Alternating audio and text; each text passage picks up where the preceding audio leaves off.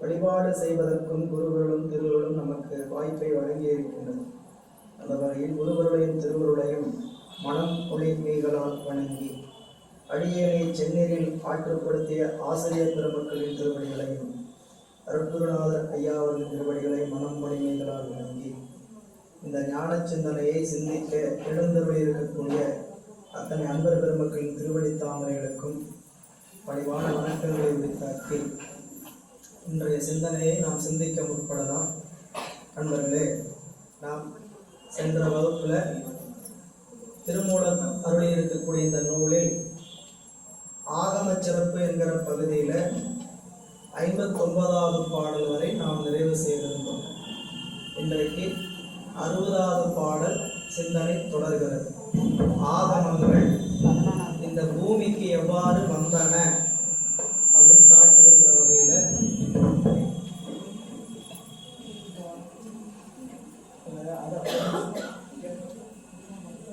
இந்த ஸ்பீக்கர் மட்டும்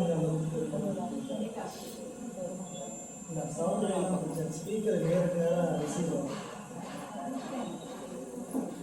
அது திருப்ப முடியலாம். சரி,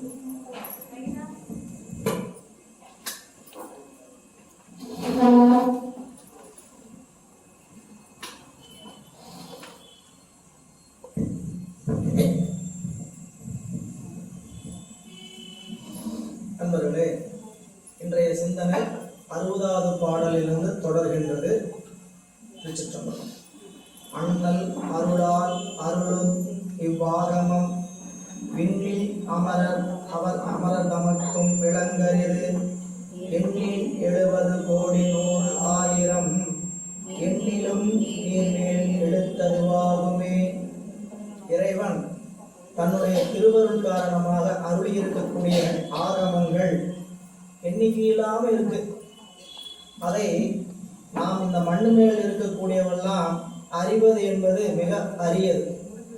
அதை அறிய முடியாது என்பதனால இறைவன் நந்தியம்பெருமான் வாயிலாக இந்த ஆகமங்களை இந்த பூமிக்கு அளித்தான்.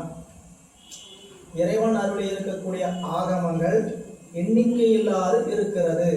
அது அளவுல 28 சொல்லப்பட்டிருக்கிறது. பாருங்க, அண்ணல் அருளும் இவ் ஆகமம் விண்ணில் அமர தமக்கும் விளங்கரு. இறைவன் சிவபெருமான் தன்னுடைய திருவருள் காரணமாக அருளி செய்திருக்கக்கூடிய மேலான ஆகமங்கள் வானத்தில் உள்ள தேவர்களாலும் அறிதற்கரிய பொருள்களை உடையன அல்ல, ரொம்ப அரிதாக இருக்கக்கூடியது.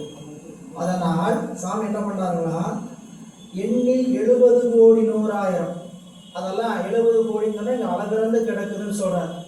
அப்படி அளவிறந்து கிடந்தாலும், இவை அளவிறந்து கிடந்தாலும் எண்ணிலும் நீர்மே எடுத்ததுவாகுமே. எண்ணிலும் நீர்மேல் எடுத்தது ஆகுமே. அதாவது அப்படி அது 70 கோடி இல்லை, எவ்வளவு கோடி எத்தனை இருந்தா என்ன, அனுபவிக்க முடியாத ஒரு பொருள் நம்ம இடத்துல எவ்வளவு இருந்தால் என்ன பயன் இல்லைங்களா? வீட்டில் மாறாத சொத்து இருக்கு. சொத்துன்னா அவரு நல்லா நிலப்பலம்லாம் இருக்குது, புஞ்சை நிலமே ஏக்கர் கணக்கில் கிடக்குது. அவருடைய நிலத்துல நெற்பயிர்கள் அதிகம், அவ்வளோ விளையுது. வீட்டில் மூட்டை மூட்டையாக அரைச்சி வச்சிருக்கிறார். ஆனால் அவரால் அரிசி சாப்பிட்றதுக்கான பலன் இல்லை. அரிசி எடுத்துக்கூடாது, அரிசி உணவு எடுத்துக்கூடாதுன்னு மருத்துவர் சொல்கிறார், சர்க்கரை இருக்கிறது காரணமாக.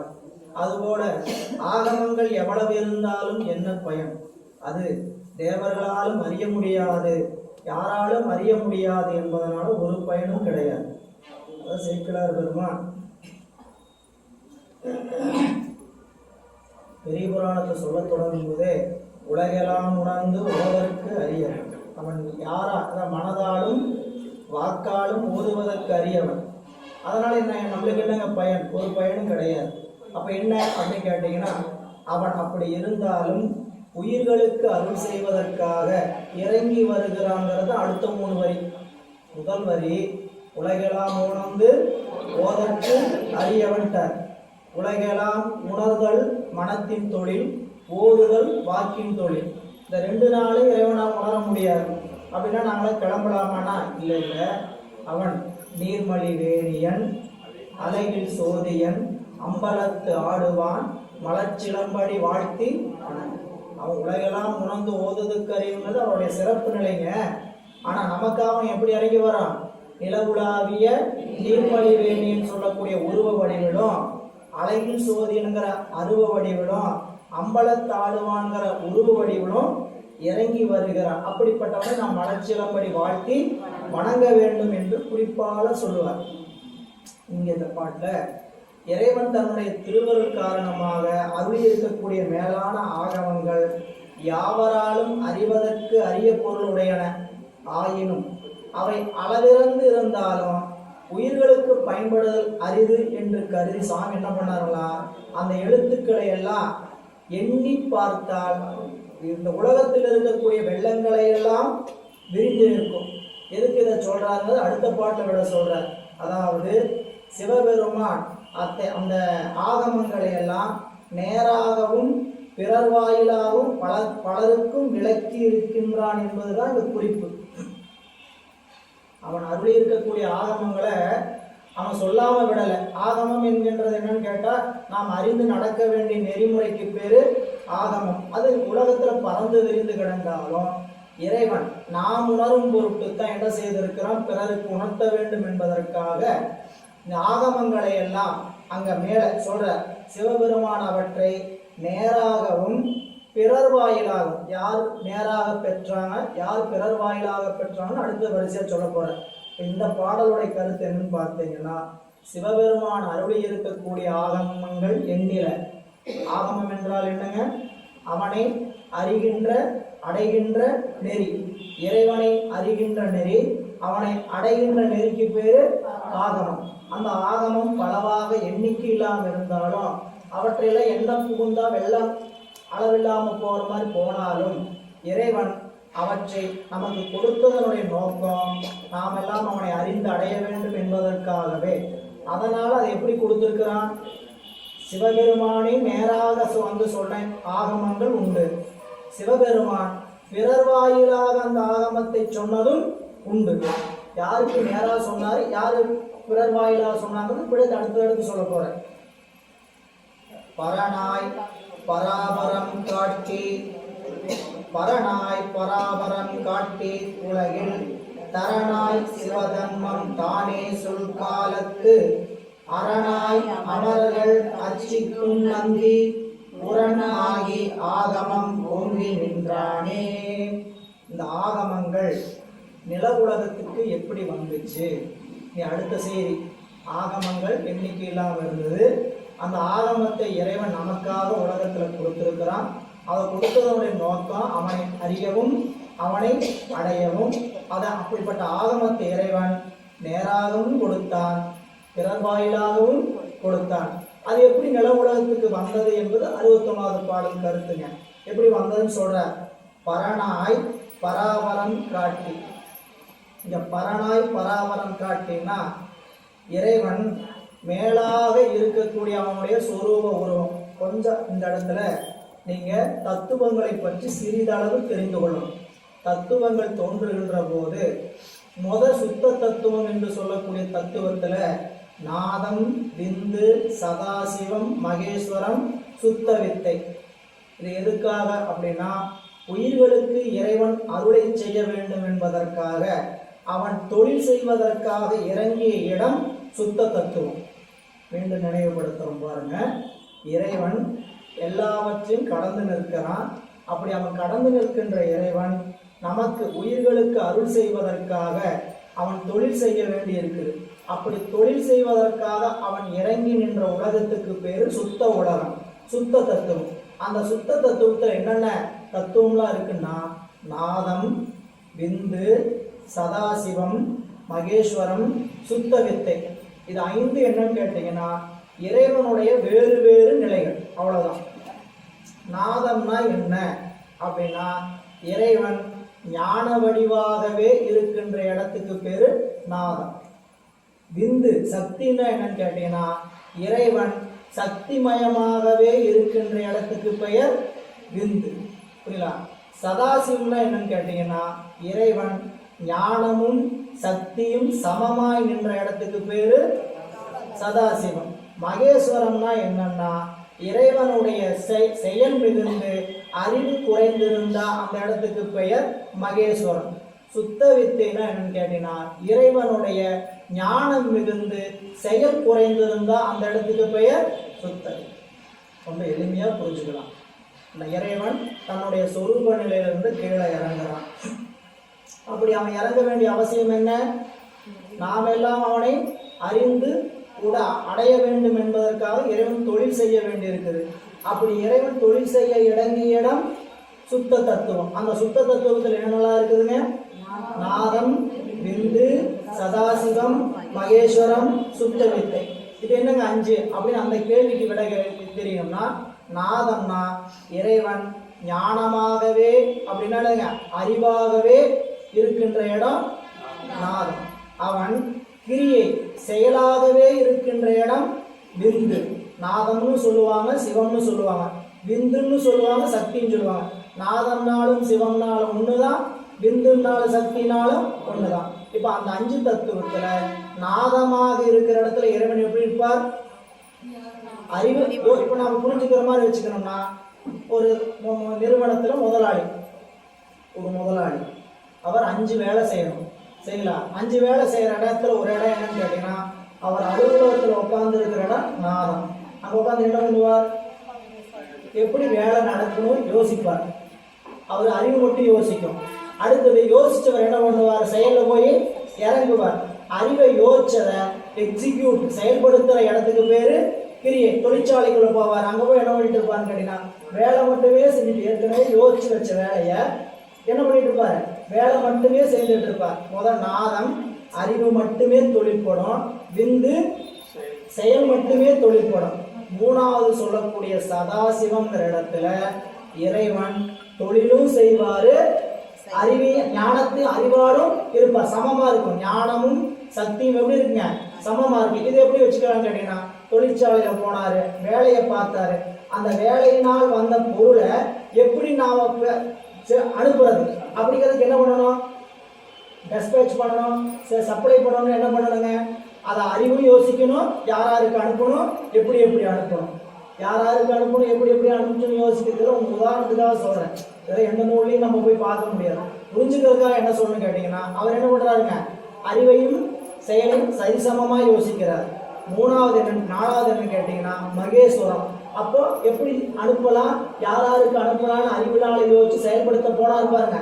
அப்போ அதை அனுப்புறதுக்கு முயற்சி பண்ணும்போது ஏத்துற படப்படம் ஏத்துற. அங்க என்ன அதிகமா வேலை செய்யும் கேட்டீங்கன்னா தொழில் மட்டுமே அதிகமா வேலை செய்யும், அறிவு இல்லாம போவார். அறிவு என்னாவுங்க? குறைந்து நிற்கும். போன பொருளுக்கான பயன் வந்து சேர்வதற்கு என்ன யோசிக்கணும்? அறிவு அதிகமா யோசிக்கணும், செயல் குறைந்து நின்றா போதுமான. இதுதாங்க 5 நிலை. இப்ப பாடலுக்குள்ள வந்தீங்கன்னா இறைவன் பரனாய். பரனாய் என்னதுங்க? எல்லாவற்றுக்கும் மேலாய். பராபரம் காட்டி. பராபரம் காட்டினா சிவலோகத்தில் மேலான சதாசிவமூர்த்தியாக இருந்து இறைவன் ஆகமங்களை யாருக்கு சொன்னாய்? தரனாய். சிவதர்மம் தானே சொல் காலத்தில் இறைவன் சிவலோகத்தில் மேலான சதாசிவ மூர்த்தியா இருந்து ஆகமங்களை 28 பேருக்கு சொன்னார். அது யாருன்னு உங்களுக்கு இன்னைக்கு குடும்பத்துல போட்டிருக்கிறேன். திருமந்திர வகுப்பு குடும்பத்துல வாட்ஸ்அப் குழுவில் இருக்கிறவங்களுக்கு என்னென்ன ஆகமங்கள் 28, அந்த 28 ஆகமங்களை இறைவன் நேரடியாக யாருக்கெல்லாம் சொன்னாருங்கிறத போட்டிருக்கிறேன். பிரணவர் முதலாக 28 பேர். அந்த 28 பேர்ல சிவபெருமான் அவற்றை இந்த நில உலகிற்கேற்ப அவற்றை உணர்த்தி அருளும் போது சீகண்ட பரமேஸ்வரனாய் இருந்து உணர்த்த. இறைவன் நேரடியா உணர்த்தும் போது எப்படி உணர்த்தினார்? சீகண்ட பரமேஸ்வரனாய் இருந்து நேரடியா ஆகமத்தை உணர்த்தினார். அந்த உணர்த்தி யாருன்னு கேட்டீங்கன்னா 8 பேர். அந்த 8 பேர் யாருன்னு அடுத்த பாடல்கள்ல சொல்ல போறார். இறைவன் சிவாகமங்களை சீகண்ட பரமேஸ்வரராய் இருந்து நேரடியாக 8 பேருக்கு உணர்த்தினார். அந்த 8 பேர் யாருங்கிறத உள்ளுக்குள்ள பின்னாடி சொல்லுவார். இந்த பாடல சொல்ல வந்த செய்தி அதுதான். இறைவன் பரனாய் மேலான சதாசிவமாய் இருந்து பராபரம் காட்டி அவன் இந்த உலகத்துல நூல்களை எல்லாம் காட்டுவதற்காக உலகில் தரனாய் சிவதன்மம் தானே சொல்காலத்து. தரனாய் அப்படிங்கிறது என்னதுங்க? சிவபெருமான் ஸ்ரீகண்ட ருத்திரனாய் இருந்து சிவதன்மம். சிவதன்மம் என்கிறது என்னன்னு கேட்டீங்கன்னா ஆகமம். இந்த ஆகமத்துக்கு தான் சிவதன்மம் பேரு. அதற்கான குறிப்பு எங்க இருக்குன்னு கேட்டீங்கன்னா திருக்கழிற்றுப்படியால அதுக்கான குறிப்பு இருக்குது. ஆகமம்னா ஆகமத்துல என்னென்ன சொல்லி இருக்கிறாங்க இதையெல்லாம் குறிப்பா எழுதி அங்கங்க வச்சுக்கோங்க. ஏன்னா மீண்டும்லாம் இந்த பாடலை படிச்சீங்கன்னாலாம் மீண்டும் நம்மளுக்கு அறிவுக்குள்ள விளங்காது. ஆகமம் என்றால் என்னன்னா இறைவனை அறிவதற்கும் அவனை அடைவதற்கும் சொல்லப்பட்ட நெறி. அப்படிப்பட்ட நெறிகள் எவ்வளவு? 4. நெறிகள் 4. அவன் அதை உலகத்துக்கு சொல்ல வந்த முறை 5. அவன் இறங்கி வந்தான். அந்த நெறிகள் என்னன்னு கேட்டீங்கன்னா நம்மளுக்கு தெரிஞ்சதுதான். சரியை, கிரியை, யோகம், ஞானம். சிவாகமங்கள்ல சொல்லப்பட்டிருக்கக்கூடிய நெறி 4 நெறிகள். சரியை, கிரியை, யோகம், ஞானம். இந்த 4 நெறிகளையும் இறைவன் என்ன பண்ணார்னு கேட்டீங்கன்னா இந்த உலகத்துக்கு சொல்ல வந்தார். அதை சொல்லும்போது திருக்கழிற்றுப்படியார்ல சொல்லுவார். சொல்லுகின்ற பொழுது சிவதன்மம் அப்படின்னா சிவபுண்ணியம் பேர். சிவதன்மங்கிற சொல்லுங்க. இந்த பாடல்ல சிவதன்மம் ஒரு சொல்லு இருக்குங்க. அந்த சொல்லுக்கு பெயர் சிவபுண்ணியம். சிவபுண்ணியமாவது என்னன்னு கேட்டீங்கன்னா இறைவனை வழிபாடு செய்வதற்கு பெயர் தான் சிவபுண்ணியம். மற்ற உலகத்தில் இருக்கக்கூடிய புண்ணியங்கள் எல்லாம் செஞ்சீங்கன்னா அதுக்கு பேர் பசு புண்ணியம். அப்படின்னா தர்மங்களை செய்றீங்க. ஒருத்தருக்கு ஆடை எடுத்து கொடுக்குறீங்க, ஒருத்தருக்கு சாப்பாடு போடுறீங்க, ஒருத்தருக்கு செல்வமா தொகையா கொடுக்குறீங்க.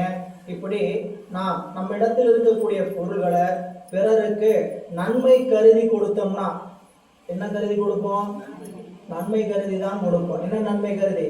நமக்கு நல்லது நடக்கணும், இதை நாம செய்யறோம், நமக்கு இந்த புண்ணியம் சேரணும்னு நினைச்சு கொடுக்குறோம் இல்லைங்களா? இந்த புண்ணியத்துக்கு பெயர் பசு புண்ணியம்.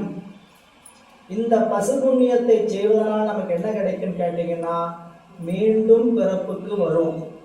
எல்லாம் கவனிக்க வேண்டிய செய்தி அதுதான். பசு புண்ணியத்தை செஞ்சீங்கன்னா மேல இந்த உலகத்துல பிறக்க வேண்டும். பசு புண்ணியம் எவ்வளவு செய்திருக்குமோ அந்த அளவுக்கு பலனை அந்தந்த உலகத்துல போய் நாம் அனுபவிப்போம். அப்படிப்பட்ட இன்பத்தை தரக்கூடிய உலகங்கள் 8 உலகங்கள் இருக்கிறது. அதுல மேலான உலகம் இந்திரலோகம். அடுத்ததாக இருக்கக்கூடிய உலகம் வைகுண்ட லோகம். வைகுண்ட உலகம்னா என்னதுங்க? சொர்க்கம். சொர்க்கம் என்பது திருமாலுக்குரிய உலகம். நாம செஞ்ச பசு புண்ணியம் எவ்வளவோ அந்த பசு புண்ணியம்னு எப்படி வச்சுக்கலாம்னு கேட்டீங்கன்னா நமக்கு கொடுத்துருக்கக்கூடிய விசா மாதிரி. ஒரு நாட்டுக்கு போனீங்கன்னா விசா கொடுப்பாங்க. விசா எவ்வளோ நாள் கொடுப்பாங்க? நீங்கள் அப்ளை பண்ணுவீங்க. இத்தனை நாள் நான் அந்த நாட்டில் இருக்கணும், இவ்வளவு செலவு பண்ணலான்னு இருக்கிறேன், இவ்வளவு இடத்த பார்க்கலான்னு இருக்கிறேன். அந்த நாட்டில் இருக்கிறவங்க தனக்கு வருகின்ற வருமானம் இவர்னால வருதுன்னா தான் அந்த நாட்டுக்கு நம்மளுக்கு விசாவே கொடுப்பாங்க. புரியுங்களா? விசா கொடுக்கறது நோக்கமே நாம் அந்த நாட்டில் போய் அவங்க நாட்டில் வணிகம் பெருக்கிறதுக்காக செல்வதனால இவங்கனால இந்த நாட்டில் இவ்வளவு பலன் வருது, பணம் பெருக்குறதுக்காக என்ன பண்ணுவாங்க கேட்டீங்கன்னா விசா கொடுப்பாங்க. விசா வாங்கிட்டு போன மாதம் வரைக்கும் தான் நீங்கள் அங்கே இருக்க முடியும். அதுக்கப்புறம் நம்மளை என்ன பண்ணிடுவாங்க? மீண்டும் அனுப்பி விட்டுருவாங்க. அப்போ விசா முடிகின்ற காலம் வரை மாறி நாம் சேர்த்த பசு புண்ணியங்க. நாம் சேர்த்திருக்கிற செல்வம் என்ன? செல்வம் என்னதுங்க? புண்ணியம். இந்த புண்ணியம் எப்படிப்பட்டதுன்னு கேட்டீங்கன்னா எவ்வளவுக்கு எவ்வளவு பசு புண்ணியம் சேர்த்திருக்கிறோமோ அவ்வளவுக்கு அவ்வளவு நம்ம எங்க போகலாம்? அந்த உலகத்துல போய் இருக்கலாம். இருந்ததுக்கு அப்புறம் மீண்டும் என்ன வேலைன்னு கேட்டா மீண்டும் திரும்பி பூமிக்கு வரணும். எப்படி வரணும்? போன பிறப்புல நாம் எவ்வளவு பாவ புண்ணியத்தை சேர்த்து வச்சோமோ அந்த பாவ புண்ணியத்துக்கு தகுந்த மாதிரி மேல் உலகங்கள்ல போய் அனுபவிச்சது போக பழைய வினை என்று சொல்லக்கூடிய சஞ்சித வினையில் இருக்கக்கூடிய மீண்டும் கழிப்பதற்காக இந்த பூமிக்கு மீண்டும் வரணும். தேவர்களுக்கும் இதுதான் லட்சணம். சரிங்களா? மணிவாசக பெருமான் திருவாசகத்துல பள்ளி எழுச்சியில படிச்சிருப்பீங்க.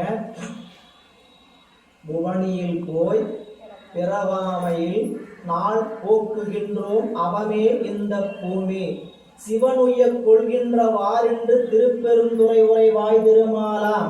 தேவர்கள் எல்லாம் இந்த பூமியில பிறக்கலைன்னு ஏங்குறாங்களாம். நமக்கெல்லாம் என்னையாக்கும் தேவர் உலகத்துக்கு போக முடியலேன்னு நிறைய பேர் கேட்கும். சரிங்களா? மார்கழி வந்தாச்சு, வைகுண்ட வாசல் திறக்க போகுது, பரமபத வாசல் திறக்கிற அன்னைக்கு 4 மணிக்கு 5 மணிக்கு போயிட்டு முதல் நாளா உள்ள போகணும்னு விருப்பம். எதுக்கு? சொர்க்கத்துக்கு போகணும். சிவபெருமான் திருநீறு பூசுகின்றவர்களுக்கு சொர்க்கம் என்பது ஒரு பொருள் அல்லங்கிறது முதல் உணர்வு. நம்ம சொர்க்கலோகம் போறதுக்காக இந்த பாடம் படிக்கிறோம். இந்த உலகத்துல நாம் வந்திருக்கக்கூடிய நோக்கம் புண்ணியமும் பாவமும் சரிசமமாகி சிவபெருமானுடைய சிவலோகமாகிய அந்த உலகத்துக்கு போகணும். போனா மீண்டும் இந்த உலகத்துக்கு திரும்பி வரமாட்டோம், வரக்கூடாது. ஞானிகள் எல்லாருமே இதைத்தான் கேட்டாங்க. நீங்க எந்த நூலை வேணா மேற்கோள் படிங்க, சரிங்களா? யாராவது பூமிக்கு வரணும்னு திரும்பி கேட்டிருக்கிறாங்களா? சரிங்களா? அப்பர் சுவாமி எடுத்துங்க. அவர் கேட்டார், மனித பிறவியும் வேண்டுவதே இந்த இப்படி கேட்டாரு. இந்த பூமியில 2 வகையில ஏற்கனவே பார்த்தோம். மனித பிறவி இந்த பூமியில வேணும். எதுக்கு? இறைவனுடைய திருவருள் காட்சியை கண்டார். எப்படிப்பட்ட காட்சி? குனித்த புருவமும் கோவை செவ்வாயில் குமின் சிரிப்பும் பனித்த சடையும் பவளம் போல் மேனியில் பால் வெந்நீரும் இனித்தமுடைய எடுத்த பொற்பாதமும் காணப்பெற்றால் மனித பிறவியும் வேண்டுவதே அப்படின்னு உடன்பாட்டில் வச்சுக்கலாம். இப்படிலாம் காட்சி நமக்கு கிடைச்சதுன்னா இந்த பூமியில வந்து மறுபடியும் பிறக்கலாம். சரிங்களா? அதை பார்த்ததுக்கு அப்புறம் இந்த பூமியில வந்து மறுபடியும் பிறக்கணுமா அப்படின்னு கேள்விக்குறியாகவும் எதிர்முகத்திலையும் வச்சுக்கலாம். உடன்பாட்டு முகத்திலையும் வச்சுக்கலாம், எதிர்முகத்திலையும் வச்சுக்கலாம். அவர் ஒரு இடத்துல இந்த இடத்துல சொன்னாரா, இன்னொரு இடத்துல பெருமானே புழுவாய் புறக்கினும் புண்ணியா முன்னடி என்மனத்தே வலுவாது இருக்க வரம் தரது. சாமி, ஒரு புழுவா போய் பிறந்தா கூட உங்களுடைய திருவடிய மனசுல மறக்காம இருக்கிறதுக்கு அருள் செய்யுங்க. பிறப்பு வேண்டான்னு கேட்டாங்க. ஒருவேளை எனக்கு வினை இருக்குது அப்படின்னு நான் மீண்டும் பிறக்க வேண்டியது வந்ததுன்னா என்ன பண்ணலாம்? உங்களை மறக்காம இருக்கிறதுக்கு இடம் கொடுத்துருங்க அப்படின்னு கேட்டாங்க. சாமி மணிவாசக பெருமான் எல்லா பிறப்பும் பிறந்திழைத்தேன் என்கிறான். பெருமானே, பிறந்து சலிச்சிட்ட சாமி, இன்னொரு பிறப்பை கொடுக்காதீங்க, நீயே உன் பொன்னடிகள் கண்டென்று வீடுற்றேன், இது போதும் அப்படின்ட்டார். பட்டினத்தடிகள் உன்னுடைய திருவருள், அதாவது பிறந்து சலித்தேன்னு அவரும் சொல்கிறார். சரிங்களா? மாதா உங்கள் சலித்தாள் அப்படிங்கிற பாடல அப்படி. காரைக்கால் பிராட்டி இரவாத இன்ப அன்பு வேண்டுகின்றார், பிறவாமை வேண்டும் மீண்டும் பிறப்பு உண்டேன் உன்னை என்றும் மறவாமை. சரி, இவங்கெல்லாம் சைவ சமயத்தில் இருக்கிறவங்க, சிவபெருமானை கும்பிடுறவங்க, இவங்க தான் இப்படி சொல்லுவாங்க.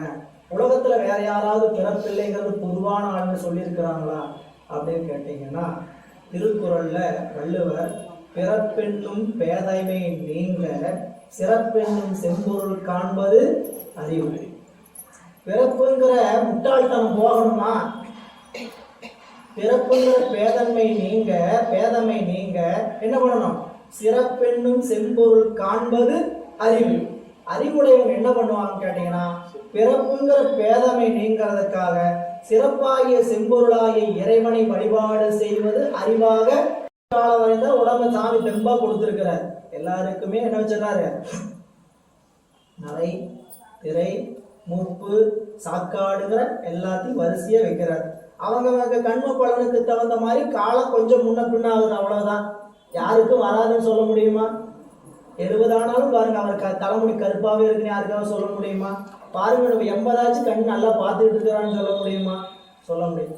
யாருக்கு சொல்லலாம்? சில பேர் என்ன பண்ணலாங்க, கண்ம பலன் அவங்களோட வினைக்கு தகுந்தவாறு செய்யலாம். சிலருக்கு இருக்கலாம், அது அவங்க கொண்டு வந்த வினை. அப்போ இந்த உடம்பு என்ன ஆகும்? ஒரு நாளைக்கு விட்டுவிட போவது உயிர், விட்டவுடன் சுற்றத்தார் இதை கொண்டு போய் இட்டுவிட போகிறார்கள். விட்டுவிட போவது உயிர், விட்டவுடன் சுற்றத்தார் இதை கொண்டு போய் இட்டுவிட போகிறார். அதற்குள்ள நாம் இடையில் இருக்கக்கூடிய காலம் மிக குறுகிய காலம். புரியுதா? இப்படி சிவதர்மம்னா என்ன அப்படின்னு பார்த்தீங்கன்னா, சிவபுண்ணியம். நாம் செய்கின்ற காரியங்கள் அனைத்தையும் சிவபுண்ணியமா செஞ்சு வச்சுட்டு பார்க்கறதுக்கு இனிமேலாவது பழகணும். இதுவரைக்கும் நாம் சேர்த்து வச்சதெல்லாம் என்ன நினைச்சிருப்போம்? நான் கொடுத்தது நான் கொடுத்தது நான் கொடுத்ததுன்னு கொடுத்துருப்போம். நான் செய்தது நான் செய்தது நான் செய்ததுன்னு செய்திருப்போம். இனி திருநீர் பூச தொடங்கின காலம் தொடங்கி என்ன நினைக்கணும்னு கேட்டீங்கன்னா, சிவன் கொடுத்தது சிவன் கொடுத்தது சிவன் கொடுத்ததுன்னு செய்யணும். சிவன் செய்தது சிவன் செய்தது சிவன் செய்ததுன்னு செய்யணும். எந்த பொருளை யாருக்கு கொடுத்தீங்க, எந்த செயலை என்ன செஞ்சீங்கனாலும் இது என்னுடைய காரியம் அல்ல, இறைவன் நிகழ்த்துகிறான், நான் நடக்கிறேன். புரியல? இப்படி செய்ய ஆரம்பிக்கிற காலம் தொடங்குச்சுன்னா நமக்கு அறிவுக்கு புண்ணியம் சிவபுண்ணியமா வந்து சேரும். பசு புண்ணியங்கள் எல்லாம் ஒரு நாளைக்கு அப்ப ஏற்கனவே சேர்த்த பசு புண்ணியத்துக்குலாம் என்னங்க நான் மறுபடியும் போய் அந்த உலகத்துல போய் உடல வேணாம் கேட்டா, அதெல்லாம் சிவபெருமானுடைய திருவடியை சேர்ந்ததுனால அவர் நினைச்சா தள்ளுபடியில நீக்கிடலாம். ஆடி தள்ளுபடி மற்ற தள்ளுபடி மாதிரி சாமி என்ன பண்ணிடுவாரு, அப்படியாப்பா நீ ரொம்ப விருப்பமா சிவலோகத்து மேல பற்றற்று இருக்கிற, அதனால நீ செய்ததெல்லாம் என்ன பண்ண மாட்டேன், கணக்கில் வச்சுக்க மாட்டேன்னு நமக்குன்னு ஒரு குருநாதர் அனுப்புவார். அனுப்பி மந்திரத்தை சொல்லி பழைய வினையில என்ன பண்ணிடுவாரு, அப்படியே பனியை கண்ட சூரியனை கண்ட பனியை போல என்ன ஆயிரும், ஒரு நிமிடத்துல காணாம. நிறைய செஞ்சு வச்சிருக்கலாம் சரிங்களா, நான் செஞ்சு வச்சிருக்கிறது நினைச்சா கண்டிப்பா இதெல்லாம் ஒரு ஜென்மத்தில் அழியிற மாதிரி தெரியலீங்கன்னு பயப்படலாம். கவலைப்பட வேண்டாம். விண்ணுற அடுக்கிய விறகின் வெவ்வாழல் உண்ணிய புகிலவை ஒன்றும் இல்லையாம், பண்ணிய உலகினில் பயின்ற பாவத்தை நன்னி நின்று அறுப்பது. இந்த சிவதன்மங்கிறதுக்கு நீங்க திருக்கழுத்தின்படியார்ல நல்ல சிவதன்மத்தால் நல்ல சிவயோகத்தால் நல்ல சிவஞானத்தால் இறைவனடியை கூடலாம் என்பது பாடல். அந்த சிவதன்மம்னா நல்ல சிவபுண்ணியம், நல்ல சிவயோகம், நல்ல சிவஞானத்தினால இறைவனுடைய திருவடியை கூடலாம் என்பது அங்க குறிப்பு. இந்த ஒரு சிவதன்மங்கிறதுக்கு நாம் இவ்வளவு செய்தி பார்க்கணும். பாடலுக்குள்ள பாருங்க, மேலான பரமபொருளாக இருக்கக்கூடிய சிவம் நாம் அவனை அறிந்து அடைவதற்காக ஆகமம் என்ற ஒன்றை நேராகவும் பலராகவும் பலராலும் நமக்கு கொடுத்தான். அப்படி கொடுத்தது எப்படி கொடுத்தான்ங்கிறது தான் இந்த பாடலுடைய செய்தி. சொல்ல வருகின்ற பொழுது இந்த நில உலகிற்கு அவற்றை எப்படி உணர்த்தி அருள வேண்டும் என்று பெருமான் கருதினான் கேட்டீங்கன்னா, சீகண்ட பரமசிவனாய் இருந்து உணர்த்த தேவர்களால் வணங்கப்படுகின்ற நந்தியன் பெருமான் மெய்யுணர்வாய் அவை இனிது விளங்க பெற்றார். இறைவன் சீகண்ட பரமேஸ்வரராய் இருந்து யாராருக்கெல்லாம் உணர்த்தினார் நேரடியா, யாராருக்கெல்லாம் தனித்தனியா பலரால் உணர்த்தினார்னு அடுத்து சொல்ல போற இந்த பாட்டுல. அதான் சொல்ற, தரணாய் சிவதன்மம் தானே சொல்காலத்து அரணாய் அமரர்கள் அச்சிக்கும் நந்தி புறனாகி ஆகமம் ஓங்கி நின்றானே. எனவே சிவபெருமான் ஆகங்களை முதற்கண் அனந்த தேவர் வாயிலாக ஸ்ரீகண்டருத்திரருக்கு உணர்த்தி, இறைவன் சிவபெருமான் ஆகமங்களை முதல்ல யாருக்கு உணர்த்தினார், ஸ்ரீகண்டருத்திரர். இந்த ஸ்ரீகண்டருத்திரர் யாருன்னு கேட்டீங்கன்னா, சிவபெருமான் வேறு ஸ்ரீகண்டருத்திரர் வேறு இல்லை. இறைவன் தன்னிலையில சுரூப சிவமா இருந்தா அவருக்கு பேரு சிவபெருமான். அவர் இறங்கி வந்து நின்னார்னா அவருக்கு பேரு ஸ்ரீகண்டருத்திரர். புரியுங்களா? அது பரமசிவம், இது அபரசிவம், அவ்வளவுதான். அது பரசிவம், இது அபரசிவம். பாருங்க, ஸ்ரீகண்டருத்திராய் உணர்த்தி பின்பு அவர் வாயிலாக தேவர் முனிவர் கணங்களுக்கு உணர்த்தினார். இதெல்லாம் பாடலுக்குள்ள அந்த பொருளா இருக்குது. சரிங்களா? நீங்க விரிச்சுக்க வேண்டியதுன்னு கேட்டீங்கன்னா, மீண்டும் இது புரியாதவங்க, உள்ள வாங்க முடியாதவங்க ஒளிநாடா ஒளிப்பதிவை கேட்டு குறிப்பெடுத்துக்கணும். இறைவன் நேரடியாக வந்து ஸ்ரீகண்டருத்திரருக்கு உணர்த்த, ஸ்ரீகண்டருத்திரராய் சிவபெருமான் இருந்து தேவர்களுக்கும் நந்திகளுக்கும் முனிகணங்களுக்கும் உணர்த்தினார்.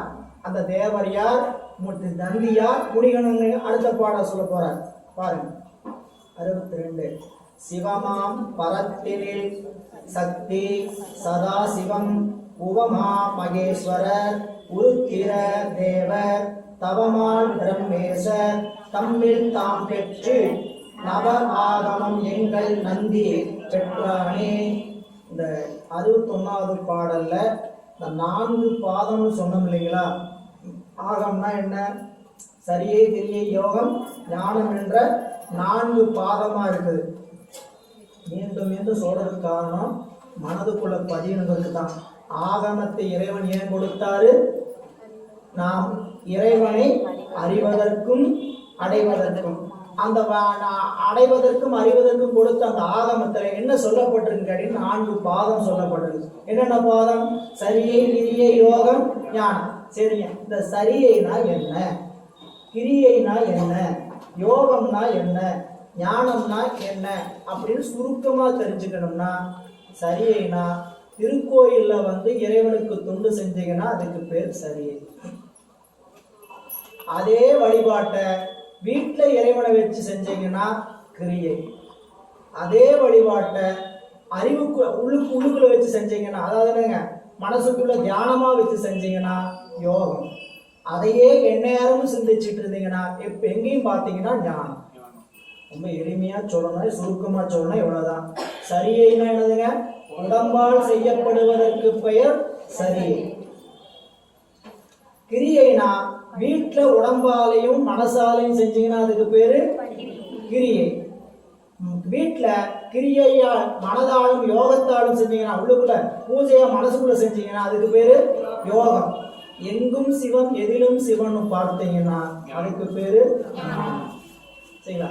இதை கொஞ்சம் விரிவாக சரியையில ஆகமத்துல என்ன சொல்லியிருக்கிறாங்க, கிரியையில ஆகமத்துல என்ன சொல்லியிருக்கிறாங்க, யோகத்துல ஆகமத்தில் என்ன சொல்லியிருக்கிறாங்க, ஞானத்தை பற்றி ஆகமத்தில் என்ன சொல்லியிருக்கிறாங்கன்னு உரையாசிரியர் கொஞ்சம் விரிச்சு கொடுக்கிறார். இதையும் நான் உங்களுக்கு குடும்பத்தில் பதிவிடுறேன். எல்லாத்தையும் விரிவாக படித்து சொல்ல நேரம் போத சொன்னோம்னா ஒரு பாட்டு தான் ஒரு நாளைக்கு பார்க்க முடியும். அது சரியைனா என்ன அப்படின்னு கேட்டீங்கன்னா சொல்லுகிற ஒரு குறிப்பை மட்டும் சொல்லிட்டு மீதெல்லாம் உங்களுக்கு குடும்பத்தில் பதிவு பண்ணேன். சிவபெருமானது லிங்க திருமேனி, உமாமகேஸ்வர மூர்த்தம் முதலிய உருவத் திருமேனி, நந்தி தேவர் முதலிய பரிவார மூர்த்தங்கள் முதலியவற்றின் அமைப்பு முறைகளும், திருக்கோயில் அமைப்பு, புஷ்ப விதி, பிராயச்சித்த விதி, பவித்திர விதி, ஜபமாலை, யோகப்பட்டம் முதலியவற்றின் அமைப்பு, அந்தியேட்டி விதி, சாரத்த விதி முதலியவற்றை கூறும் பகுதிகள் சரியாபாதம் எனவும். படிச்சமே இல்லை ஏதாவது நமக்கு உள்ளுக்குள்ள வாங்க முடியுமான்னு கேட்டா வேறு மட்டும்தான் புரியும். அப்ப என்ன, இது ஒன்னொன்னுக்கு நான் படிச்சு உங்களுக்கு விளக்க சொல்றேன். லிங்க திருமேனி பத்தி என்ன சொல்லியிருக்கிறார், இது எல்லாமே நூலுக்குள்ள விரிவு ஒவ்வொன்றுக்கும் தனித்தனியா கொடுத்துக்கிறார். லிங்க திருமேனி பத்தி சரியாபாதத்தில் சொல்லியிருக்காங்கன்னு சொன்னீங்களே, லிங்க திருமேனி பத்தி என்னங்க சொல்லியிருக்கிறான்னு கேட்டா, லிங்கம்னா என்ன அப்படின்னு தனி பகுதி இருக்குது திருமூலம் திருமந்தத்துல. லிங்கம்னா நாம என்ன பார்க்கிறோம், ஒரு பானம் பார்க்கிறோம், ஒரு ஆவுடை பார்க்கிறோம், பகுதி தெரியுது. இந்த ஆவுடை என்ன, இந்த பானம் என்ன அப்படின்னு தனியா திருமூலம் உள்ள பாடல் சொல்லியிருக்கிறார். அதே மாதிரி ஒவ்வொன்றுக்கும் தனித்தனியா சொல்லியிருக்கிறார். இதை நீங்க குறிப்பா வச்சுக்க. இப்படி சரியகிரிய யோகம் பாதம் பற்றி சொல்லுவன அவைகள் எல்லாம் என்று சொல்லுகிறார். இனி அடுத்த பாடல் இதை சொல்ற படிச்ச பாடல் சிவமாம் பரத்தனில். சிவம் கடத்த நிலைகளில் மேலானதாகிய சிவம் நாத தத்துவத்தில் நின்று. சிவமாம் பரத்தின்னா கடத்த நிலையில மேலானதாக இருக்கக்கூடிய சிவம் நாத தத்துவத்தில் நின்று தன்னிடத்தில் வெளிப்பட்டு விந்து தத்துவத்தில் நிற்கும் சக்திக்கு உணர்த்த, அச்சக்தி தத்துவத்திலும் தோன்றிய சதாசிவருக்கு உணர்த்த, அவர் தம்மிடத்திலிருந்து தோன்றிய சம்புபட்ச மகேஸ்வரோட வச்ச அனுபட்ச மகேஸ்வரர் ஆகிய மந்திர மகேஸ்வரருக்கு உணர்த்த, அவர் ருத்திர தேவருக்கும் அவர் தவ திருமாலுக்கும் அவர் பிரமேஸ்வருக்கும் உணர்த்த, இவ்வாறு சுத்தமாயில் உள்ள தலைவர்கள் ஒருவரிடமிருந்து ஒருவராக பெற்று பயனடைந்த ஆகமங்களில் சிறப்பாக உண்பதை எங்கள் ஆசிரியராகி நந்தியின் பெருமான் மேற்குறித்தவாறு ஸ்ரீகண்ட பரமசிவன்பால் பெற்றார். இவ்வளவு சொன்னதை சுருக்கமா விளக்கமா பாருங்க. நாத தத்துவத்துல முதல்ல நாதத்துல சிவம் இருக்கிறார். அந்த சதாசிவம் அவர் என்ன பண்றாருன்னு கேட்டீங்கன்னா, நாத தத்துவத்தில் நின்று தன்னிடத்தில் இருக்கக்கூடிய அந்த ஆகமத்தை பற்றிய செய்திய அடுத்ததாக இருக்கக்கூடிய விந்து தத்துவத்தில் இருக்கக்கூடிய சக்திக்கு சொல்லுகிறார். அந்த சக்தி தத்துவத்தில் இருக்கக்கூடிய சக்தி என்ன பண்ணுன்னு கேட்டீங்கன்னா, அடுத்து சதாசிவ தத்துவத்தில் இருக்கக்கூடிய சதாசிவருக்கு அதை சொல்ல, சதாசிவர் அதுக்கு அடுத்ததாக இருக்கக்கூடிய மகேஸ்வரத்துக்கு அதை சொல்ல, மகேஸ்வரர் அதை பெற்று சுத்த வித்தை என்று சொல்லக்கூடிய பகுதியில் இருக்கக்கூடிய யாருங்க, சுத்த வித்தையில் இருக்கக்கூடிய ருத்திரர் என்று சொல்லக்கூடியவர்களுக்கு உணர்த்த. 5 பேர் இறைவனிடத்திலிருந்து நேரா பெற்றாங்க. அதுதான் இந்த பாடல். பாருங்க, சிவமாம் பரத்தினில். சிவமாம் பரத்தினில் என்பது மேலான சிவத்திடத்திலிருந்து யார் பெற்றாங்க? நாதத்திலிருந்து சக்தி, சக்தியிலிருந்து சதாசிவம், சதாசிவத்திலிருந்து மகேஸ்வரர், மகேஸ்வரத்திலிருந்து உருத்திரதேவர், உருத்திரதேவற்றிலிருந்து பெற்றவங்க தவமாள் திருமால், பிரம்மேசர் பிரம்மன், தம்மில் தாம்பெட்டு. இதுல சொல்லப்பட்டிருக்கிறவங்க எல்லாருமே இறைவனிடத்திலிருந்து அந்தந்த ஆகமத்தை வழிமுறையில பெற்றவங்க. பெற்று சொல்ற நவ ஆகமம் எங்கள் நந்தி பெற்றானே. இப்படி 9 ஆகமத்தை எங்கள் நந்தி யாற்றிலிருந்து பெற்றாரு? மேலே சொன்ன ஆசிரியராகி அவரிடத்திலிருந்து ஸ்ரீகண்டரத்திலிருந்து பெற்றார். 2 பகுதி. இறைவன் சிவபெருமான் மேலான சிவபெருமானாக இருந்து நாத தத்துவத்தில் இறங்கி, நாத தத்துவத்தில் என்ன பண்ணியிருக்கிறார்? சிவமாக இருந்து சக்திக்கு சொன்னார், சக்தி சதாசிவத்துக்கு சொன்னார், சதாசிவம் மகேஸ்வரருக்கு சொன்னார், மகேஸ்வரர் அடுத்ததாக ருத்திரருக்கு சொன்னார். அந்த ருத்திரர் யாருக்கு சொன்னார்? திருமாலுக்கும் பிரம்மனுக்கும் சொன்னார். அவங்க 9 பேர் இப்படி சொன்ன ஆகமங்கள் எல்லாம் ஸ்ரீகண்ட ருத்திரர் நேரடியா 9 ஆகமா எங்கள் ஆசிரியராக நந்திய பெருமானுக்கு சொல்லிட்டாரு. அவங்களுக்கு 9 தனித்தனியா சொன்னாரு. எங்கள் நந்திய பெருமானாக எங்கள் ஆசிரியருக்கு இறைவன் எப்படி சொன்னார்? நேரடியா 9 ஆகமத்தையும் சொன்னார். அதான் பாடல். இனி 63. பெற்ற நல் ஆகமம் காரணம் காமிகம் உற்ற நல் வீரம் உயர் சிந்தம் பாதுலம் மற்றம் யாமலம் ஆகும் காலோத்தரம் துற்ற நசுப்பிரம் சொல்லும் மகுடமாமே. இந்த முன்னாடி சொன்ன பாடலுக்கு இன்னொரு முக்கியமான குறிப்பு, அதை சொல்லிடுறேன். சிவபெருமான் ஆகமங்களை பிரதிசங்கீத முறையால் ஒவ்வொருவருக்கு ஒவ்வொன்றாக வகுத்து கூறும் முறையால் பிரணவர் முதலிய 28 நேரே உணர்த்தி மௌக முறையால் எல்லாவற்றையும் ஒருவருக்கே தொகுத்துணர்த்தும் முறையால் அனந்த தேவர் வாயிலாக ஸ்ரீகண்டரத்தருக்கு உணர்த்த அவர் நந்திய பெருமானுக்கும் அவ்வாறையும் அனைத்தையும் உணர்த்தினார். இறைவன் ஏன் 2 வகையா உணர்த்தினார் கேட்டீங்கன்னா, விரித்து உணர்த்துற முறையில 28 பேருக்கு தனித்தனியா சொன்னார்.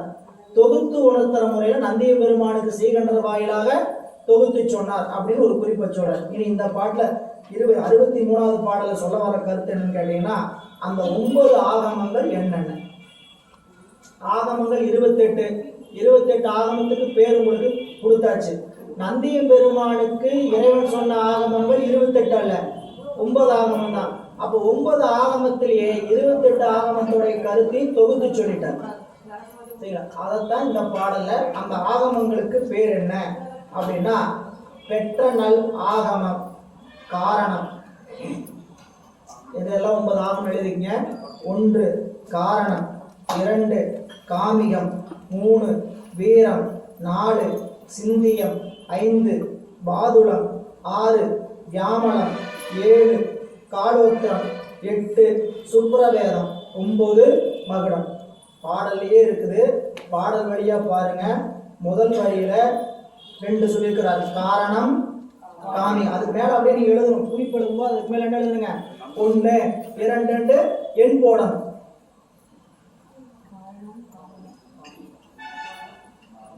மூணாவது 2வது வரியில வீரம் 3 4 சிந்தம், சிந்தங்கிறது சிந்தியம், 5 வாதுளம், 3வது வரியில பாருங்க 6 வியாமலம், 7 காலோத்திரம், 4வது வரியில பாருங்க 8 சுப்ரம், 9 மகுடம். இப்ப சொல்லுங்க, 9 ஆகமங்கள் நந்திய பெருமான் ஸ்ரீகண்டரத்துல பெற்றது என்னென்ன?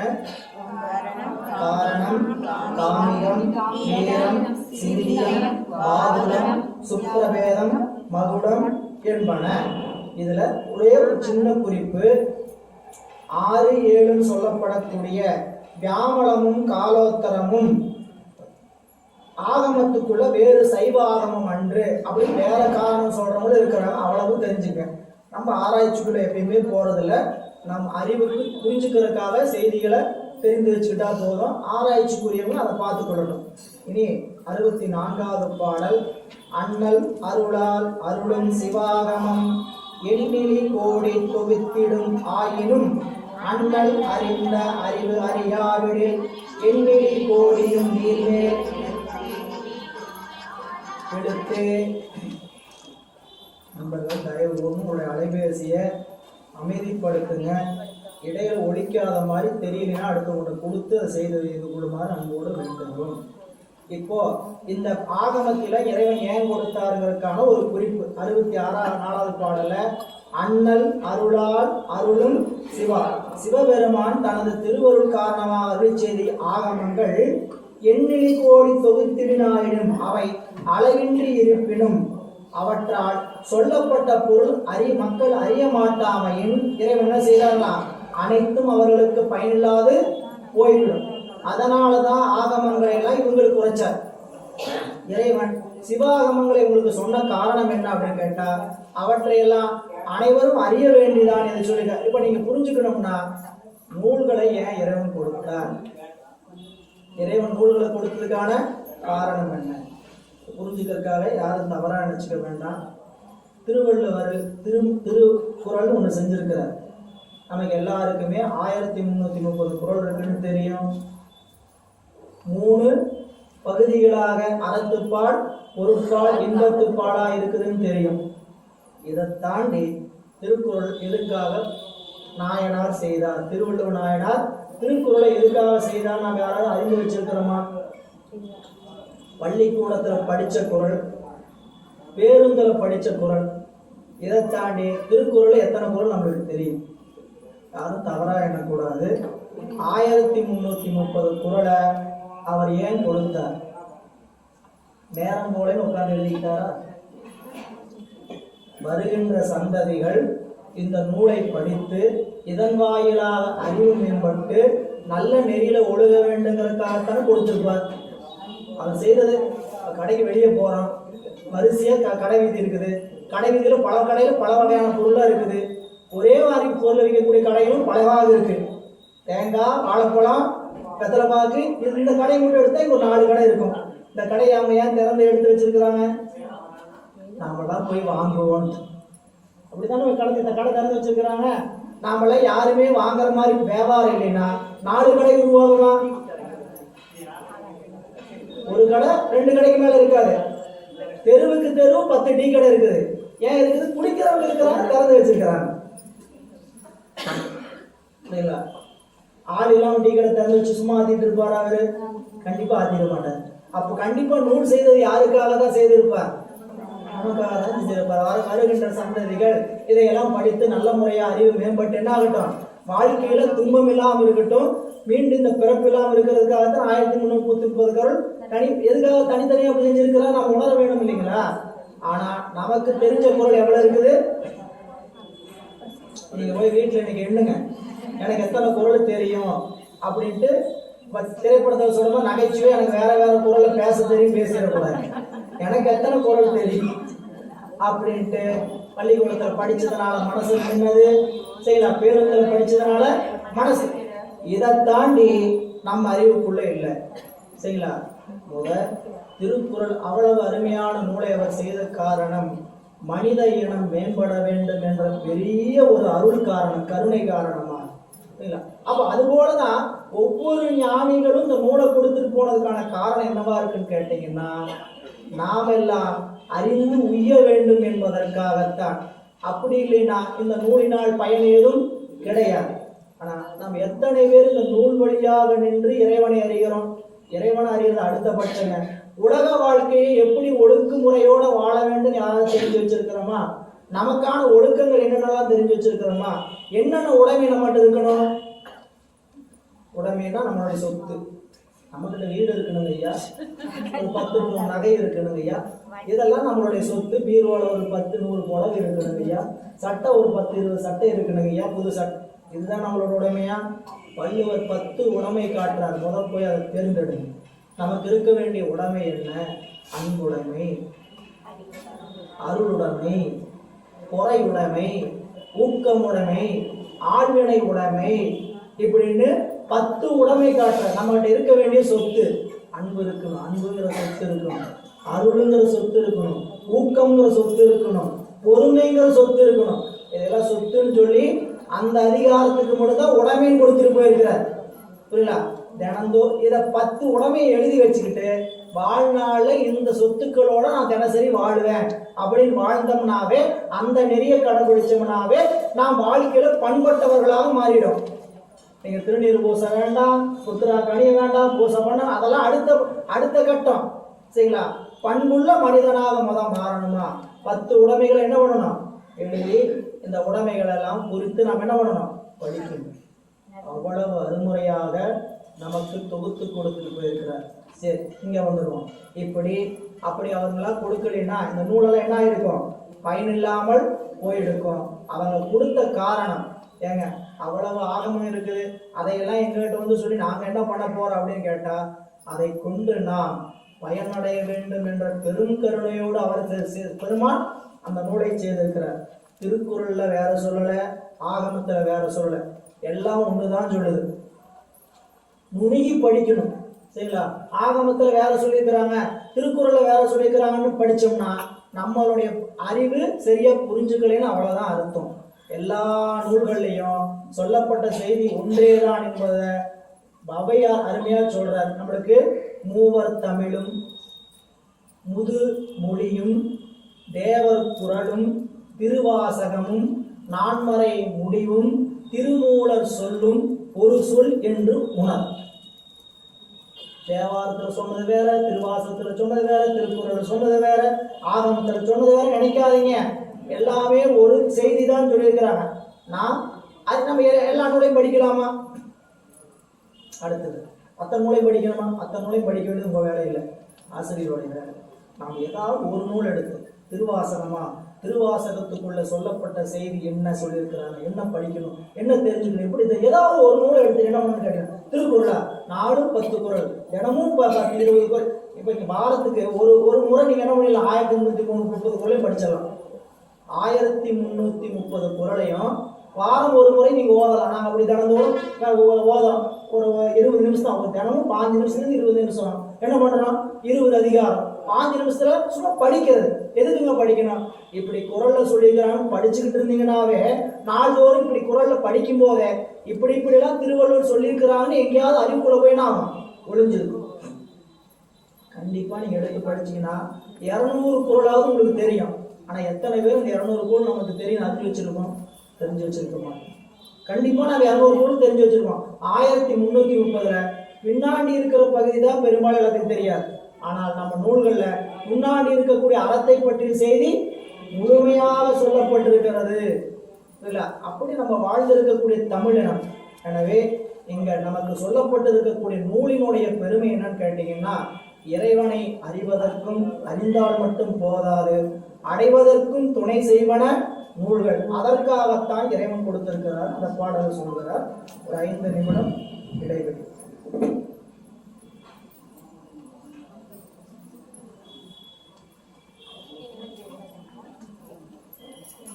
5 நிமிடம் இடைவெளி விடணும்னு அமைப்பாளர் நின்று ஏரியும் நின்று அங்கு இழைக்கின்ற காலத்து ஆரியமும் தமிழும் உடனே சொல்லி காரிகையார்க்கு கருணை செய்தானே. உலகத்துல இறைவன் வகுத்த மொழிகள் இத்தனை ஏன் இருக்கு?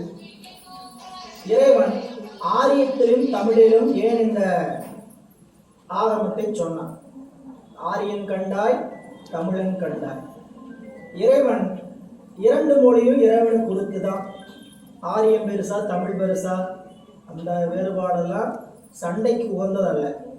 நமக்கு பிடிச்சதுன்னா ஆரியத்தில் செஞ்சுக்க வேண்டியதான், பிடிச்சதுன்னா தமிழில் செஞ்சுக்க வேண்டியதான். நமக்கு எது புரியுதோ அந்த மொழியும் நம்மளை சரிங்களா. ஆரியமும் தமிழும் இறைவனுக்கு உகந்த மொழிகள்.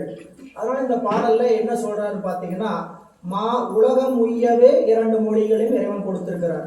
மாரியும் கோடை, மாறினா மழை பெய்யக்கூடிய காலம், கோடை வெயில் காலம், வார்பனி தூங்குகின்ற காலத்தை. இந்த 3 சேர்ந்தது தான் இந்த உலகம். 3 சுழற்சி மாறி மாறி வந்து கொண்டே இருக்கும். 6 நம்மளுடைய தமிழ் பண்பாட்டில் காலங்களை 6 வகையாக பிரிச்சாங்க. இளவேனில், முதுவேனில், கார்காலம், கூதிர்காலம் அப்படின்னு சொல்லக்கூடிய காலங்களாக 6 வகை காலங்களாக பிரிச்சாங்க. அதை சுருக்கணும்னா மழை காலம், வெய்ய காலம், பனிகாலம். சரிங்களா? அப்படி இப்படி 3 காலத்து நின்று ஏரியும் நின்று அங்கு இழைக்கின்ற காலத்து. இதுல போய் ஒவ்வொரு காலத்திலையும் நம்ம உடம்பு ஏறி, ஏன்னா அவன் இழைக்கும். பனிகாலம் ஒருத்தருக்கு சேரும். பனிகாலம்னா ஒண்ணுமே உடம்பு பாதிக்காத சில பேர் இருப்பாங்க. வெயில் காலம் வந்து தாங்க மாட்டாங்க. வெயில் காலம் தாங்குவாங்க, பனிகாலத்தை தாங்க மாட்டாங்க. இப்படி இருக்கக்கூடிய உடம்பை வச்சுக்கிட்டு சொல்ற, பெருகற் காலத்தும் சிறுகற் காலத்தும் நிறைந்த மெய்யுணர்வு இருக்கவும். எல்லா காலத்திலையும் ஒரே மாதிரி இருக்கக்கூடிய சிவபெருமானாகி மெய்யுணர்வு இருக்கிறது. நம்ம உடம்பு எவனாவது இந்த காலத்துக்கெல்லாம் உடன்படாம மாறி மாறி இருக்குங்க. எல்லா காலத்திலும் ஒரே மாதிரி இருக்கக்கூடிய சிவம் இருக்கு. அப்படிப்பட்ட சிவபெருமான் இருக்க என்ன சொல்ல நாம செய்யறோம்? நின்று இழைக்கின்ற காலத்து நாம் எதை பெற்று வாழ்கிறோம் சொல்ற, அதனை நோக்காது புலன் உணர்வே மிக பெற்று மக்கள் மெலிவுறுகின்ற காலத்து. அதாவது சிவபெருமானாகிய நெறி இருக்கவும் அதனை விரும்பாது வெறுமனே புலனுணர்வு மிகுந்திருக்கக்கூடிய இந்த உலகத்து விரும்பத்தையே நிக்கி இருக்கக்கூடிய 3 காலத்துல சுழல்கின்ற மக்கள் அதிலிருந்து நீங்க வேண்டும் என்பதற்காக இறைவன் ஆகமத்தை அம்பிகைக்கு சொன்னான். இந்த பாட்டுல சொல்ற 3வது பாருங்க. ஆரியமும் தமிழும் உடனே சொல்லி காரிகையாருக்கு கருணை செய்தானே. காரிகையால் என்பது அம்பிகை சொல்லுவது. இப்பதான் சொன்னீங்க ஐயா, மேல தேவர்களுக்கும் பலருக்கும் இத்தனை பேருக்கு ஆகமத்தை சொன்னாரு, நந்திய பெருமானுக்கு தனியா சொன்னாரு. இப்ப யாருக்கு சொன்னாருங்கிறீங்க? அம்பிகைக்கு சொன்னாருன்னு சொல்றீங்க. என்ன நான் புரிஞ்சுக்கிட்டேன் அப்படின்னு கேட்டீங்கன்னா, இறைவன் அம்பிகைக்கு எப்படி அந்த இதை சொன்னார்னு கேட்டீங்கன்னா, இறைவன் அம்பிகையிலிருந்து வேறல்ல. இறைவன் அம்பிகையிலிருந்து வேறல்ல. நந்திய பெருமானுக்கு சொல்லும் போதும் இறைவன் கூட தான் அம்பிகை இருந்தால், பிரணவ முதலாகிய அந்த தேவர்களுக்கு சொல்லும் பொழுதும் இறைவன் உடன் தான் இருந்தான். அதனால என்ன சொல்லிட்டாருன்னு கேட்டீங்கன்னா, காரிகையாருக்கு சொன்னார். இறைவன் இந்த ஆகமங்களை திருக்கைலாயத்திலிருந்து இவங்களுக்கு சொன்னது மட்டுமல்ல, பூவுலகத்துல வந்து அம்பிகைக்கு மொழிந்திருக்கிறார் என்று திருவாசகத்துல குறிப்பை தருகிறார் நம்மளுடைய மணிவாசகர். சரிங்களா? அதாவது சொல்லும்போது சொல்லுவார், உத்தர கோஷம் அங்கையுள்ளிருந்து வித்தக வேடம் காட்டியும் இயல்பும் கேவேட மண்ணு மாமலை மகேந்திர மதனில் சொன்ன ஆகமம் தோற்றுவித்தருளையும். மகேந்திர மலைங்கிற மலையில அம்பிகைக்கு ஆகமத்தை சொன்னார் அப்படின்ட்டும், அதே மாதிரி கேவேடராக கெளிரது படுத்து மாவேட்டாகிய மகேந்திர மலையில இருந்தா அம்பிகைக்கு ஆகமம் சொல்லும் போது அம்பிகை பாராமுகமாக இருந்து ஆகமத்தை கேட்கலன்னுங்க. நம்ம வீட்டுக்காரர் தானே சொல்றாரு, அது எனக்கு அப்படி உன்னிப்பா கேட்டதான் ஆகணுமா அப்படின்னு கொஞ்சம் பாராமுகமா இருந்தாங்களாம். அம்பிகை சாமி என்ன பண்ணிட்டாரு, இப்படி எல்லாம் பாடம் கேட்க கூடாதுன்ட்டு ஆகமத்தை என்ன பண்ணிட்டாரு, தூக்கி கடல்ல வீசி எரிந்தார். அதை சுறாமீனாக ஆக்கினார். அந்த வரலாறு தான் திருவிளையாடல் புராணம். திருவிளையாடல் புராணம் இறைவன் வந்து பரத இந்த மீனவ பெண்ணை கல்யாணம் பண்ணிக்கிற மாதிரி ஒரு வரலாறு நம்ம திருவிளையாடல் படத்துல பார்த்துருக்கோம். அது திருவிளையாடல் புராணத்தில் இருக்கக்கூடிய ஒரு வரலாறு. சரிங்களா? அது என்ன அந்த புராணத்தின் வாயிலாக சொல்லப்படுதுன்னு கேட்டீங்கன்னா, பாடம் கேட்கும் போது ஒருமித்த உணர்வோடு கேட்கணும். அது மேலான நூல்களை படிக்கும் போது வேற சிந்தனைகளோடு. இப்போ நீங்க எவ்வளவு சிரமப்பட்டு வரீங்க, நாளைக்கு இப்போ இன்னைக்கு சொன்னாலும் கொடுன்னு ஓடி வரீங்க. சரிங்களா? ஏதாவது வேலையெல்லாம் ஒதுக்கி வச்சு இப்படி வர வேண்டிய அவசியம் எதுக்கு? நானும் வகுப்பு கேட்கறேங்க, இவங்களாம் கூப்பிட்டாங்க நானும் வரேன் அப்படின்னு இந்த இது சொல்லுவாங்களே, எல்லாரும் போனாங்க நானும் போனேன் கச்சேரிக்குன்னு சொல்லுவாங்க. அப்படியே போனோம். அப்போ அதுக்காக இல்லை, ஒரு ஆசை, நம்ம அறிவுள்ளது உங்களுக்கு துன்பம் இருக்கு, இதெல்லாம் நீங்கிறதுக்கு ஏதாவது வழி கிடைக்குமா? இப்படி இந்த மாதிரி போனோம்னா சத்சங்கத்துல வாயிலாக நம்ம அறிவு ஏதாவது ஒரு ஆசையினால தான் வரோம். அப்படி வந்தவங்க அந்த இடத்துக்கு வந்துட்டு அந்த வேலையை கைவிடலாமா? வந்த வேலையை விட்டுட்டு சொந்த வேலையை அந்த நேரத்தில் பார்க்கலாம். இப்போ இங்க இந்த வந்ததே அதுக்காக வந்துட்டு முடிவு பண்ணி வந்திருக்கிறோம். இந்த பாடத்துல என்ன சொல்றாங்க, அதன் வாயிலாக நம்ம என்ன பயனுடையாக தான் வந்திருக்கிறோம். அந்த நேரத்துல வேற ஏதாவது நம்ம பார்த்தோம்னா என்ன, ஒரு அலைவீசி அடிக்குது, வேற ஏதாவது சிந்தனைகளை போனோம்னா நாம் வந்த பயனை இழந்து விடுவோம். புரியல? அப்ப இங்க புராணத்திலேயும் அதுதான் கருத்து. அதனால சாமி என்ன பண்ணாங்களா, மந்திர மாமலையில சொன்ன ஆகமத்தை மறுபடியும் கேவேடராக கெளிரது படுத்தும். கேவேடர் என்னதுங்க, மீனவனாக வந்து கெளிர் அப்படின்னு யார், மீன் விட்டு அதை என்ன பண்ணாரு, மறுபடியும் அறுத்து எடுத்து அந்த ஆகமத்தை பூமிக்கு மீண்டும் கொடுத்தார். இது அங்க காணக்கூடிய வரலாறு. எனவே இங்க அதை சொல்லுகிறார் இந்த பாடலை. அடுத்த பாடல் பாருங்க. அவிழ்கின்றவாறும் அது கட்டுமாறும் சிமித்தலைப்பட்டு உயிர் போகின்றவாறும் தமிழ் சொல் வடச்சொல் எனும் இவ்விரண்டும் உணர்த்தும் அவனை உணர்தலுமானே. அவிழ்கின்றவாறு அப்படின்னா இறைவன் நம்மளை பந்தத்திலிருந்து விடுவிக்கிறது. பந்தம் எது பந்தம்? உயிருக்கு பந்தம் ஆணவ மலம். இந்த ஆணவ மலத்தினால ஏற்பட்ட ரெண்டு பந்தம், மாயை கண்மம். மாயைனா உடம்பு, கண்மம்னா நம்முடைய செயல். இந்த ரெண்டையும் கொடுத்தவன் இறைவன் தான். ஆணவ மலத்தை இறைவன் கூட்டலை, அது நம்ம ஏற்கனவே படிச்சிருக்கோம். ஆணவம் அனாதி, செம்பில் களிம்பு போல நெல்லில் உமி போல ஆணவம் அனாதி. ஆணவம்னா என்னங்க ஐயா? ஆணவம் சொல்லுங்க. நமக்கு அறியாமை செய்கின்ற பொருளுக்கு பெயர், நமக்கு அறியாமை செய்கின்ற பொருளுக்கு பெயர் அறியாமையா? எனக்கு என்ன அறியாமை இருக்குது? எனக்கு தான் அறிவு நிறைஞ்சிருக்கேன். அறியாமை இருக்குதுங்கிறத எப்படி தெரிஞ்சுக்கலாம்? கை முன்னுக்கு கண்ணாடிலாம் தேவையில்லை, சரிங்களா? ஏதாவது ஒரு செயலை செய்கிறோம், துன்பம் வந்துருச்சு. துன்பம் வந்தோன்னு என்ன நினைக்கிறோம்? சரியா செஞ்சிருந்தா அப்படி வந்திருக்காரு. இதை நம்ம எப்படி செஞ்சிட்டோம்? தப்பா செஞ்சிட்டோம். தப்பு எதனால் நிகழ்ந்தது? அறியாமை. அறிவு இருந்தா சரியா செஞ்சிருப்போம். ஒரு தேர்வு எழுதுறோம், மதிப்பெண் வரல, தப்பா எழுதி வச்சிருக்கோம். ஏன் தப்பா எழுதி வச்சோம்? அறியாமைனால. சரிங்களா? அப்ப அறியாமைனால துன்பம் வரும். இன்னும் ரொம்ப எளிமையா ஐயா சொல்லுவார், சரிங்களா? கடைகளில் போனீங்கன்னா நம்ம போறதில்லை, சரிங்களா? வேற ஆடவர் கடையில் போய் வானத்துக்கு புகை விடுறாங்க, சரிங்களா? அது என்ன போட்டிருக்கிறாங்க? புகைப்பிடித்தல் உடல்நலத்திற்கு புகையிலை புற்றுநோயை உண்டாகும். எல்லா பாக்கெட்லையும் போட்டிருக்கா இல்லையா? வாங்குற முறை முட்டாளா? அறிவில்லாதவனா? அறியாமையில் இருக்கிறவனா? நல்லா படிச்சிருக்கிறான், சரிங்களா? இன்ஜினியரிங் படிச்சுட்டு கடையில் இன்னும் வானத்துக்கு புகை விட்டுட்டு அவன் அறிவு இருந்தால் என்ன பண்ணிருக்கணும்? இது உயிரை குடிக்கக்கூடியது, புற்றுநோயை உண்டாக்குறதுன்னு எச்சரிக்கை போட்டுருக்கிறாங்க. எச்சரிக்கை அங்கே போட்டதுனால பெரிய போர்டில் வச்சு வாயில் என்னமோ இது புற்றுநோய் வந்த மாதிரி போட்டு அபாய குறியிலும் போட்டுக்கிறாங்க. படிக்காதவனு கூட புரியுற மாதிரி போட்டு வச்சுக்கிறாங்க. அறிவு இருந்தால் என்ன பண்ண மாட்டான்? மது பழக்கம் உடல்நலத்திற்கும் வீட்டிற்கும் நாட்டிற்கும் கேடு போட்டுதானே வைக்கிறான். எல்லா பாட்டிலையும் இருக்குது, சரிங்களா? பாட்டில் எங்கேயாவது கண்ணில் வெறும் பாட்டில் கட் பண்ணா பாருங்க, அதில் எல்லா பாட்டிலையும் போட்டிருக்கும், சரியா? போட்டு வாங்கி குடிக்கிறவங்க பூரா அறிவில்லாத படிக்காதவங்க முட்டாளப்பு மட்டும் வாங்குறான், எல்லாருமே வாங்குறாங்க, சரிங்களா? அதனால என்ன நடக்குது? தொலைக்காட்சியா படம் போடுறாங்க, சரிங்களா? எத்தனை குடும்பம் அதை அழிக்கிறதுக்கு என்ன பண்ணுறது? அடிக்ஷன் கிளம்பி நிற்கிறேன், அது ஒரு பக்கம் விளம்பரம் ஓடுது. எத்தனையோ பார்த்தோம், வாங்கி என்ன பண்றாங்க? இன்னைக்கு நாட்டோடைய முதல் வருமானமே எதுன்னு கேட்டா டாஸ்மாக் தான்.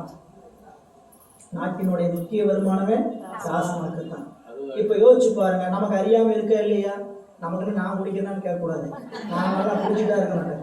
குடிக்கிறவங்க நம்ம அறிவில்லாதனாலதான் என்ன வருது?